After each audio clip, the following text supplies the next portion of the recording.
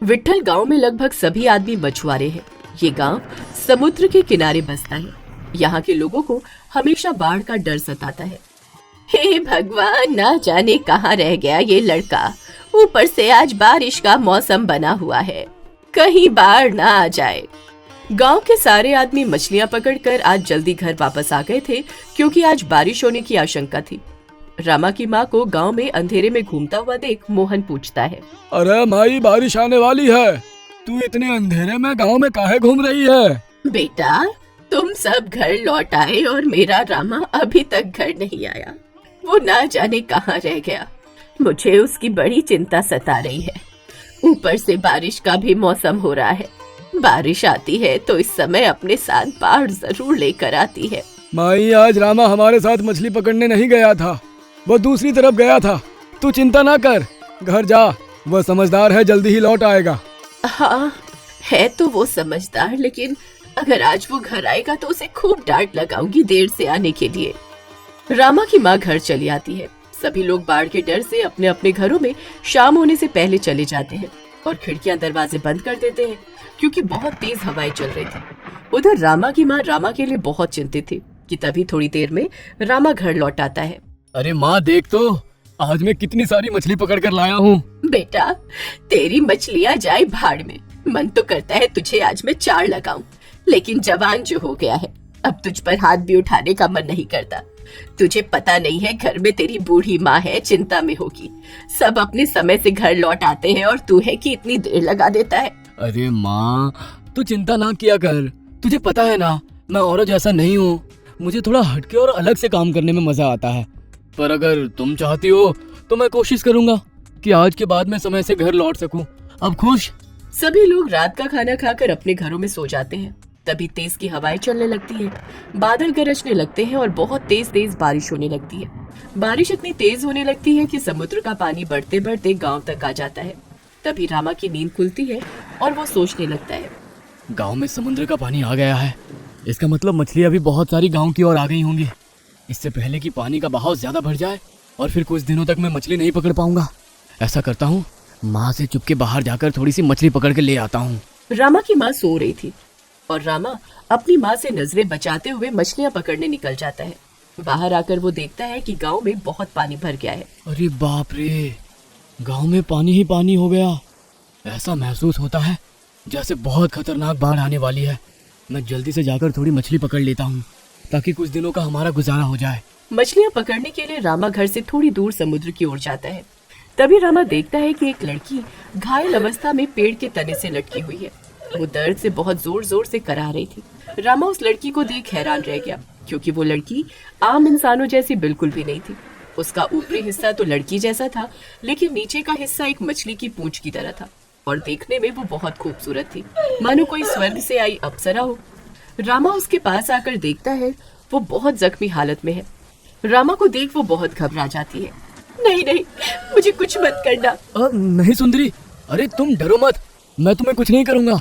बस मैं तुम्हें ये पूछने आया हूँ कि तुम कौन हो और तुम्हारा आधा शरीर इंसानों की तरह और आधा शरीर मछली की तरह कैसे है, और तुम इतनी घायल कैसे हो गई? मैं एक सर्वश्रेष्ठ इच्छाधारी जल परी हूँ।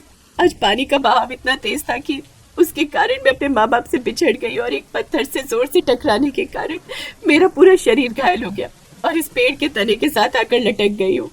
मैं तैर भी नहीं पा रही हूँ। बहुत डर लग रहा है मुझे अपने घर जाना है। मुझे तो अपनी आंखों पर यकीन ही नहीं हो रहा है कि मैं सच में एक जलपरी को देख रहा हूँ। लेकिन तुम अपने घर कैसे जाओगी? तुम तो कह रही हो तुम तैर भी नहीं सकती। तुम जब तक ठीक नहीं होगी तब तक तुम घर नहीं जा सकती, और अगर तुम यहाँ रही तो तुम पर किसी की नजर पड़ सकती है। कोई भी तुम्हें नुकसान पहुँचा सकता है। अगर तुम्हें मुझ पर जरा सा भी यकीन है तो तुम मेरे साथ मेरे घर चलो। कुछ दिनों तक मैं तुम्हारी देखभाल करूंगा। तुम्हारे जख्मों पर मरहम पट्टी करके तुम्हें ठीक करके बिल्कुल सुरक्षित तुम्हारे घर भेज दूंगा। जलपरी को रामा की बातें सुनकर यकीन हो जाता है। रामा जलपरी को अपनी गोद में उठाकर अपने घर ले आता है। जब रामा जलपरी को छूता है, जलपरी रामा में खो जाती है। रामा के छूने पर जलपरी को बहुत अच्छा महसूस होता है। फिर रामा सबकी नजरों से बचाकर जलपरी को अपने घर के पीछे बनी टंकी में छोड़ देता है और उससे कहता है, हे सुंदर जलपरी, तुम चिंता ना करना, मैं समय समय पर आकर तुम्हारी मरहम पट्टी कर दिया करूंगा और तुम्हारे लिए खाना लाया करूंगा। तुम यहाँ पर आराम से रहो वहीं दूसरी ओर बारिश का कहर बढ़ता ही जा रहा था। समुद्र का बहाव इतना बढ़ गया था कि आधा गांव बाढ़ में डूब गया था। लोगों के घरों की छत से पानी अंदर टपक रहा था। सभी चिंता में आ गए थे। वहीं दिन रात रामा जलपरी की सेवा में लगा था। उसे खाने के लिए खाना और उसके जख्मों पर हर रोज सुबह शाम मरहम पट्टी करता था। जलपरी को जब रामा अपने हाथों से मरहम पट्टी करता था तब उसे बहुत अच्छा लगता था। सुंदर जलपरी, सामने प्रकट हो, मैं तुम्हारे लिए खाना लेकर आया हूँ। तभी जलपरी रामा के सामने प्रकट हो जाती है और उससे पूछती है, आज तुम मेरी मरहम पट्टी नहीं करोगे क्या रामा? जानते हो, जब तुम मुझे छूते हो, अपने हाथों से मरहम पट्टी करते हो और मेरे लिए खाना लेकर आते हो तो मुझे बहुत अच्छा लगता है। मन करता है मैं तुम्हें देखती रहूं। अच्छा, वो क्यों भला? कितने भोले हो तुम रामा, दिल की बातों को भी नहीं समझते। अब बारिश और ज्यादा बढ़ती जा रही थी। समुद्र का पानी इतना भर गया था कि सारे लोग अपने अपने घरों में कैद हो गए थे और अब तो लोगों के घरों में खाने का राशन भी खत्म हो चुका था। जानवर भी भूख से मर रहे थे। घर में जो कुछ भी बचा था आज वो भी खत्म हो गया। मुझे तो बहुत चिंता हो रही है कि क्या होगा हमारा और गांव वालों का। अगर इसी तरह लगातार बारिश होती रही तो पूरा गांव समुद्र के पानी में डूब जाएगा। माँ, तुम चिंता ना करो, देखो सब ठीक हो जाएगा। थोड़ा सा खाना जो बचा था उसे भी रामा जलपरी के लिए लेकर आता है। क्या हुआ रामा, आज तुम बहुत उदास दिख रहे हो? हाँ, मैं बहुत परेशान हूँ। मैं जो तुम्हारे लिए खाना लेकर आया हूँ, मेरे घर में बस आज तक का ही राशन बचा था। मुझे समझ में नहीं आ रहा मैं तुम्हें इसके बाद क्या खिलाऊंगा। सारे गांव के लोग और जानवर भूख से मर रहे हैं और ऊपर से समुद्र का पानी इतना बढ़ रहा है कि अब तो ऐसा लगने लगा है कि सारा गांव पानी में ही डूब जाएगा। बस इतनी सी बात? तुम एक बार मुझसे बात करके तो देखते। जाओ अपने घर की रसोई में देखो, वहाँ पर मैंने सिर्फ तुम्हारे लिए ही नहीं पूरे गांव के लिए राशन के भंडार लगाए हैं और तुम्हारी गौशाला में गांव के सभी जानवरों के लिए खाना रखा है। रामा भागता हुआ घर आता है और देखता है कि सच में उसकी रसोई में राशन और सब्जियों के भंडार लगे हुए थे। साथ में उसकी गौशाला में सारे गांव के जानवरों के लिए ढेर सारा खाना रखा है। रामा खुशी से पागल हो जाता है और अपनी माँ को इस बारे में बताता है।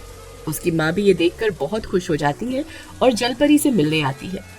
तुम्हारा बहुत बहुत धन्यवाद, तुम साक्षात किसी देवी के रूप में आई हो, नहीं तो हम सब गांव वाले भूखे मर जाते। इस तरह से रामा गांव के कुछ जवान लड़कों को घर में बुलाकर राशन के बड़े बड़े टोकरे भरकर हर घर में राशन और सब्जियां पहुंचाता है। साथ में गांव के सभी जानवरों को चारा भी देता है, जिससे सारे गांव वाले खुश हो जाते हैं और जलपरी के दर्शन करने आते हैं।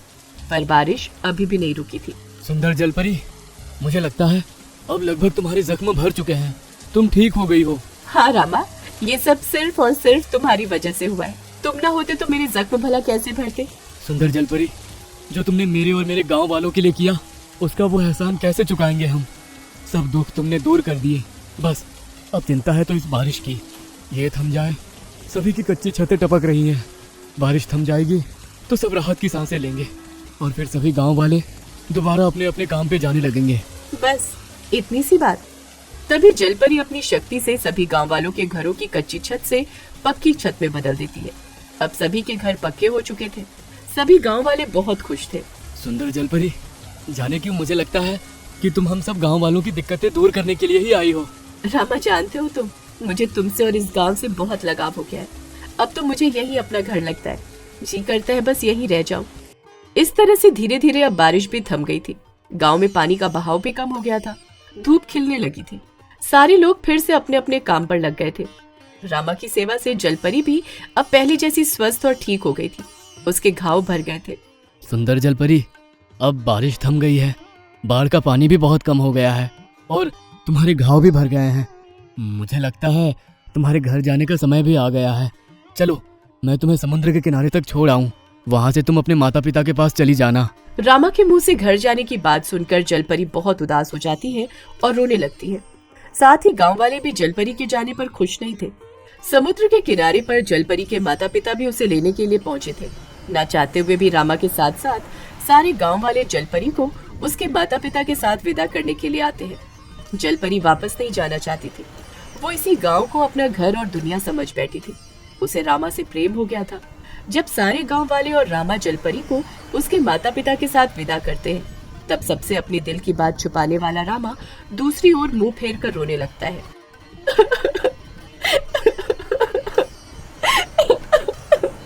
क्या हुआ पुत्री, तुम हमें मिलकर खुश नहीं हो क्या? क्या तुम्हें घर नहीं जाना? नहीं माँ, मैं वापस नहीं जाना चाहती। मुझे रामा से प्रेम है। मैं उसी के साथ अपना सारा जीवन बिताना चाहती हूँ। सुंदर जलपरी, मैं भी तुमसे बहुत प्रेम करता हूँ। मैं अभी तक इसीलिए चुप था क्योंकि हम दोनों का मेल नहीं हो सकता। मैं एक इंसान हूँ और तुम एक जलपरी। नहीं रामा, मैं एक इच्छाधारी जलपरी हूँ। मैं तुम्हारे साथ इंसानी रूप में रह सकती हूँ, बस उसके लिए मुझे अपना मछली रूप त्यागना होगा। मैं तुमसे विवाह करके तुम्हारे साथ रहना चाहती हूँ। ठीक है पुत्री, अगर तुम्हारी खुशी इसी में है तो हमें कोई आपत्ति नहीं है, लेकिन उससे पहले तुम्हें एक बार हमारे साथ अपनी दुनिया में चल के अपने इस मछली रूप को त्यागना होगा। तभी तुम वापस मुड़कर इंसानी दुनिया में आकर रामा से विवाह कर सकती हो। पिता के मुंह से ये बात सुनकर जलपरी बहुत प्रसन्न हो जाती है। रामा, तुम चिंता न करना, मैं अपने माता पिता के साथ जाकर इस रूप को त्याग कर बहुत जल्द वापस लौटकर तुम्हारे पास आ जाऊंगी। मैं तुम्हारा इंतजार करूंगा। सोना जलपरी रामा से बहुत जल्द मिलने का वादा करके अपने माता पिता के साथ अपनी दुनिया में अपने मछली रूप को त्यागने के लिए आ जाती है। लेकिन वहां अगर उसे पता चलता है कि वो अपने मछली रूप को इतनी आसानी और इतनी जल्दी नहीं त्याग सकती है। उसे अपने इस रूप को त्यागने के लिए कम से कम 9 महीने का समय लगेगा। रानी जलपरी, ये कैसे हो सकता है? मैं तो रामा से वादा करके आई हूँ कि जल्दी अपने इस रूप का त्याग करके उसके पास लौट आऊंगी। अगर मैंने इतना लंबा समय लिया तो वो मेरे लिए बहुत चिंतित होगा। देखो बेटी, कोई भी काम इतनी आसानी से नहीं होता और तुम तो अपने इस मछली रूप को त्याग कर इंसानी दुनिया में जाकर एक इंसान से विवाह करना चाहती हो। सब्र रखो, ये 9 महीने बहुत जल्द बीत जाएंगे। हाँ बेटी, सब्र करो। लेकिन माँ, रामा को इस बारे में खबर ही नहीं है कि मुझे इस रूप को त्यागने के लिए 9 महीने का समय लगेगा। देखो सोना बेटी, समय तो लगेगा ही। जो हमारे नियम हैं उनके विरुद्ध हम नहीं जा सकते। और रही रामा की बात, तो अगर वो तुमसे सच्चा प्रेम करता होगा तो वो तुम्हारा इंतजार जरूर करेगा। उधर रामा दिन रात नदी के किनारे बैठकर सोना का इंतजार करता रहता है। नदी की ओर सोना की राह ताकते ताकते रामा की आंखें भी धुंधला गई थी। वो बस यही सोचता रहता था कि इतना समय हो गया, सोना उसके पास वापस आई क्यों नहीं। दूसरी ओर रामा को उसकी माँ और गांव वाले समझाते हैं कि हो सकता है जलपरी ने अपना मन बदल दिया हो, वो उससे शादी नहीं करना चाहती हो। बेटा रामा, मान जा, मैं तेरी माँ हूँ, तेरी भलाई चाहूंगी। मैं तुझे ऐसे तड़पता हुआ नहीं देख सकती। पूरे 9 महीने होने को आए हैं, तू दिन रात उस जलपरी का यहाँ पर इंतजार करता है। अगर उसे आना होता तो वो कब का आ चुकी होती। वो अब नहीं आएगी। मान जा बेटा, देख मेरे साथ सारे गांव वाले तेरे लिए कितने चिंतित हैं और तुझे समझाने आए हैं। तुम कहती हो तो ठीक है माँ, मैं घर चलता हूँ। लेकिन जो तुम और सारे गांव वाले कह रहे हो कि सोना बदल गई है, मैं इस बात को नहीं मानता। मेरा विश्वास अटल है, सोना कभी नहीं बदल सकती। वह जरूर किसी न किसी वजह से वहां रुक गई है, लेकिन एक दिन आएगा, वह जरूर मेरे पास आएगी। रामा का सोना पर अटल विश्वास था कि वो एक न एक दिन जरूर आएगी। उधर सोना जलपरी भी जैसे तैसे उस समय को पार करके अपने इस रूप का त्याग करके रामा के पास वापस आने के लिए बेचैन थी। वो एक एक दिन जैसे तैसे निकाल रही थी। तभी रामा के गांव से थोड़ी दूर एक औरत बेचारी अपनी छोटी बच्ची को लेकर बहुत घबराई हुई बच्ची को बचाने के लिए भाग रही थी, क्योंकि उसके पीछे एक बहुत ही भयंकर चुड़ैल पड़ी थी। कहाँ जा रही है? इस बच्ची को मुझे दे दे। मैं इस बच्ची की बलि चढ़ाकर सबसे ताकतवर चुड़ैल बन जाऊंगी। मेरी बच्ची, मैं तुझे कुछ नहीं होने दूंगी, चाहे मेरी जान ही क्यों न चली जाए, लेकिन मैं तुम्हें कुछ भी नहीं होने दूंगी। औरत भागती हुई नदी के किनारे आ जाती है। अब आगे उसके लिए भागने के लिए कोई रास्ता ही नहीं था। हे भगवान, अब मैं क्या करूं? चुड़ैल तो ठीक मेरे पीछे और मेरे आगे नदी है। मैं कैसे अपनी बच्ची को बचाऊं? अब बता कहां भागेगी? अब तो तुझे ये बच्ची मुझे देनी पड़ेगी। औरत बच्ची को चुड़ैल से बचाने के लिए बच्ची के साथ ही नदी में कूद जाती है। मूर्ख औरत, ये तूने क्या किया? वहीं आज सोना जलपरी को भी उसके मछली रूप से मुक्ति मिल गई थी, क्योंकि आज पूरे 9 महीने हो गए थे। सोना को जैसे ही अपने मछली रूप से मुक्ति मिलती है वो बहुत खुश हो जाती है। माँ, बाबा, मुझे अपने जल परी रूप से मुक्ति मिल गई। अब मैं रामा के पास वापस जा सकती हूँ। वो मेरा इंतजार कर रहा होगा। हाँ सोना, अब तुम अपने मछली रूप से पूरी तरह मुक्त हो। अब तुम इंसानी दुनिया में जाकर इंसान से विवाह कर सकती हो। लेकिन एक बात हमेशा याद रखना, अगर कभी भी तुम मुड़कर अपनी दुनिया में आना चाहो तो अब तुम वापस नहीं आ सकती हो। रानी जलपरी, मुझे रामा के लिए सब मंजूर है। अब सोना अपने माता पिता से जाने के लिए विदा ले रही थी। वहीं दूसरी ओर उसी समय वो बच्ची पानी में गिरकर सीधा सोना की गोद में आ गिरती है। वो बच्ची आम बच्ची नहीं थी, पानी में रहकर भी जिंदा थी। दूसरी ओर उसकी माँ पानी में कूदने के कारण मर चुकी थी। माँ, ये बच्ची मेरी गोद में कहाँ से आ गई? ये तो कोई इंसानी बच्ची लग रही है और ऐसा महसूस होता है कि इसका दुनिया में कोई भी नहीं है।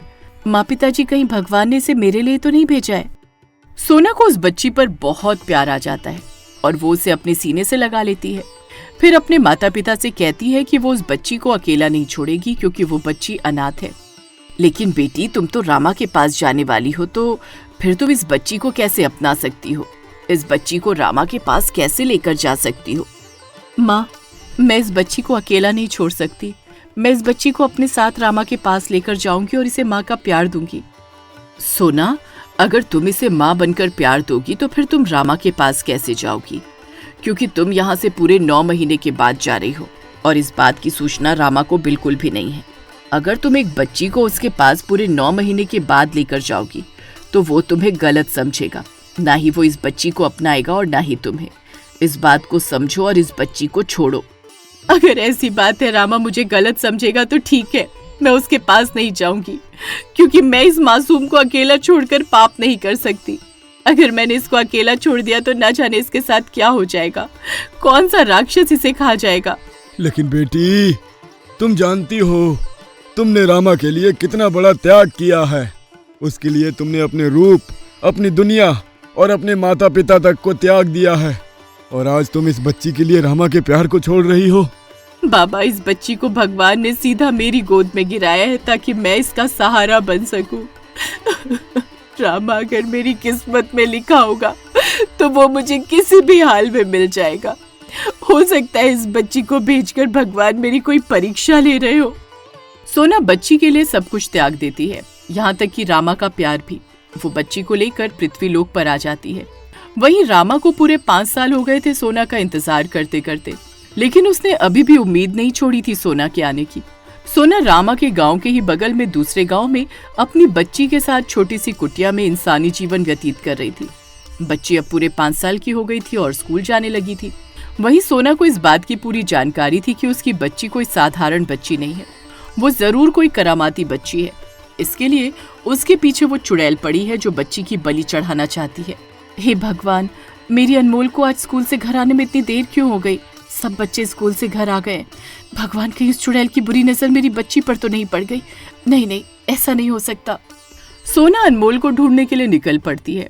हर जगह तलाशने पर भी उसे अनमोल कहीं नहीं मिलती।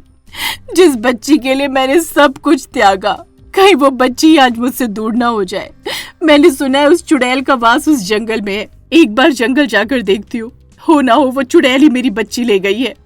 वहीं रामा ने आज खूब मच्छी पकड़ी थी। मच्छी बेचने वो मंडी गया था। मंडी से लौटते समय उसे रात हो जाती है। वो जंगल के रास्ते लौट रहा था कि तभी अचानक उसे एक बच्ची के रोने की आवाज आती है। अरे, इतनी रात को इस जंगल में किसी बच्ची की रोने की आवाज कहाँ से आ रही है? देखने पर पता चलता है कि एक भयंकर सी दिखने वाली चुड़ैल ने एक बच्ची को उल्टा लटकाया हुआ है और उसकी बलि चढ़ा रही है। हे राम जी, इतनी भयंकर चुड़ैल एक छोटी सी मासूम बच्ची की बलि चढ़ा रही है। नहीं नहीं, ऐसा नहीं हो सकता। मैं इस चुड़ैल को ऐसा नहीं करने दूंगा। सुना है चुड़ैलों की शक्ति उनकी चोटी में होती है। मैं इसकी लंबी चोटी को ही काट दूंगा, फिर देखता हूँ ये कैसे इस बच्ची की बलि चढ़ाती है। माँ मुझे बचाओ। चुप कर लड़की, आज मुझे कोई नहीं रोक सकता। तेरी बलि चढ़ा के आज मैं दुनिया की सबसे ताकतवर चुड़ैल बन जाऊंगी। जैसे चुड़ैल अनमोल की गर्दन काटकर उसकी बलि चढ़ाने वाली होती है कि तभी रामा बड़ी हिम्मत करके पीछे से आकर उस चुड़ैल की चोटी पकड़ लेता है और उसकी चोटी पर मच्छी काटने वाला हथियार रख देता है। छोड़ दो इस बच्ची को, नहीं तो मैं तुम्हारी चोटी काट दूंगा। नहीं नहीं, तुम ऐसा मत करना। तुमने अगर मेरी चोटी काट दी तो मैं मर जाऊंगी। लो लो लो लो, हाँ, मैं इस बच्ची को छोड़ देती हूँ। अब तुम मेरी चोटी छोड़ दो। उसी समय वहाँ पर सोना भी अनमोल को ढूंढती हुई आ पहुँचती है। नहीं, अगर मैंने तुम्हें छोड़ दिया तो तुम फिर से कभी न कभी मौका पाकर इस बच्ची को अपना शिकार बनाओगी, इसलिए तुम्हें छोड़ना खतरे से खाली नहीं है। रामा उस हथियार से चुड़ैल की चोटी काट देता है। चोटी काटते ही चुड़ैल की चीख निकल जाती है और वो धूल बनकर हवा में उड़ जाती है। उसके बाद रामा और सोना का इतने सालों बाद आमना सामना होता है। सोना, तुम? ये तुम्हारी बच्ची है? बच्ची तो बहुत ही प्यारी है। रामा, अगर आज तुम ना होते तो चुड़ैल मेरी बच्ची की बलि चढ़ा देती। समझ में नहीं आ रहा कि तुम्हारा शुक्रिया कैसे अदा करूं। मेरा शुक्रिया अदा करने की कोई जरूरत नहीं है, लेकिन सोना, मुझे तुमसे एक बात जाननी है। तुमने मुझे धोखा क्यों दिया? सोना रामा को सारी बात बताती है कि कैसे उसे अनमोल मिली थी और किस लिए वो रामा के पास नहीं आई। सोना, क्या तुम्हें मुझ पर इतना भी यकीन नहीं था? जानती हो, पूरे 5 साल हो गए हैं तुम्हें मुझसे बिछड़े हुए, और मैंने तुम्हारा इंतजार करना अभी तक नहीं छोड़ा, इसी उम्मीद में कि तुम एक दिन आओगी। लेकिन तुमने मुझ पर एक बार भी भरोसा करना जरूरी नहीं समझा? क्या इतना कमजोर प्यार था हमारा? एक बार मेरे पास आती, मुझसे बात करती, क्या मैं तुम्हें समझता नहीं? रामा, मैं भी दिन रात तुम्हारी याद में तुम्हारे लिए तड़पी हूँ। मुझे माफ कर देना, मैंने तुम्हें गलत समझा। हाँ सोना, पर अब हम कभी अलग नहीं होंगे और हमें कोई अलग नहीं कर सकता। बस तुम मेरे साथ मेरे घर चलो, हम दोनों जल्द से जल्द शादी करेंगे, और अब से इस बच्ची की अकेली तुम ही माँ नहीं हो, अब मैं भी इसका पिता हूँ। हम दोनों इस बच्ची को पालेंगे। रामा के मुंह से ये बात सुनकर सोना बहुत खुश हो जाती है। रामा सोना और अनमोल को अपने घर ले आता है। सारे गांव वाले और रामा की माँ सोना के लौटने पर बहुत खुश थे। इसके बाद रामा और सोना की शादी हो जाती है। दोनों एक हो जाते हैं और मिलकर अनमोल को माँ और बाप का प्यार देकर पालते हैं। यदि आप ऐसी कहानियाँ और देखना चाहते हैं तो हमारे चैनल को सब्सक्राइब करें और बेल आइकन पर क्लिक करें, ताकि हमारी सारी नई वीडियोस आप सबसे पहले देख सकें।